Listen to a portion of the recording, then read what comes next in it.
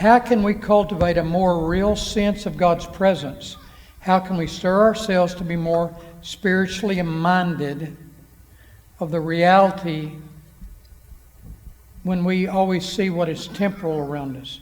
How can we cultivate a more real sense of God's presence? Well, the Lord says that if we draw near to Him, He will draw near to us. And so we think, isn't that the question of the Christian life? How do we draw near to this God who dwells in unapproachable light? We love this unseen Christ. How do we cultivate that? I think, I think I can look at I would just say this. One of the things that I think are very valuable to do if you're a Christian is to go back through your life and do inventory. When were the times in your life when you walked closest to the Lord? What was true of your life when you had seasons that you felt were especially sweet? I know this, that if my prayer life has got to be maintained. It's got to be a priority in my life. One of the things, when people lose their first love, when they lose a sense of the presence of God, priorities go out the window. A lot of times that's what happens when we want to do inventory too. Have we allowed something into our life where we heard it in the message yesterday morning? We have a God that is desirous of a relationship with us. And when we do things that show that we think little of that relationship, we despise that relationship, we grieve the Spirit, there are things in your life you need to fight for if you want to keep that relationship sweet.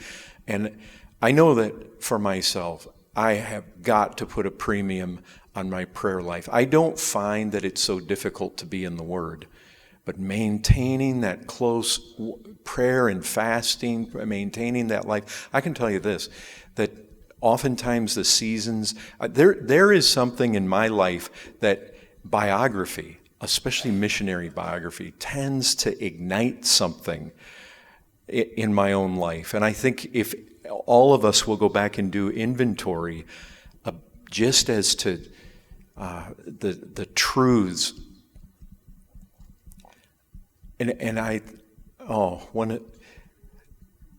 I've preached through Song of Solomon before at GCC, but that thought yesterday, the fact that Jesus does not in any way ridicule his bride. I'll tell you this, keeping that reality in your mind, because the devil will be right there all the time to tell you you have no access, you have no approach. Don't think you can go to Christ after what you've just done.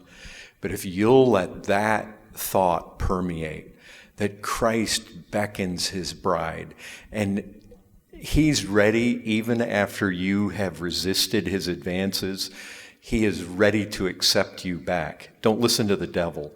Go back to him. But this is the Christian life. This is the heart and soul of all of it, and it's priority. You've got to prioritize this relationship, and seek to fight for the first love. Fight for it. I think it's important that we actually define the terms that we're using. What do we mean when we say experiencing the presence of God? Because if we don't have a biblical answer to that question, we're going to be in trouble.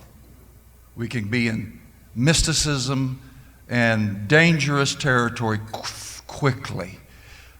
We're not talking about feeling. We're talking about cultivating your faith to believe that He's always with you. That's what we mean. I can be on a trip with my wife. In fact, we did this. We took 30 more seconds. We went to the Grand Canyon last year on our anniversary. And there were stretches of miles that we didn't say a word. But we communed. Why? Because we were in each other's presence and we knew it. I don't have to feel God to know that He's right here with me. I do what David said, Psalm 16:8. I have set the Lord always before me. Because he's at my right hand, I shall not be moved. I want to respond really briefly here because a memory came to my mind. This person will remain unnamed, but I think maybe many of us would be familiar with the idea that subjective experience is born out of objective truth. And we were in a men's study, we were in Romans 15. We were treating one of these benedictions of the Apostle Paul about joy and peace and believing and abounding in hope. And how do we cultivate these things? How do we cultivate the presence of God? And Michael, you were there that night, but one of the men in our body, I think, answered it better than any of his pastors could have. And he began to recount the things that we had come through in this study of Romans, these beautiful, objective truths. And within 2 minutes' time, that very brother was in tears of joy. It was a living sermon of exactly how we cultivate the presence of God.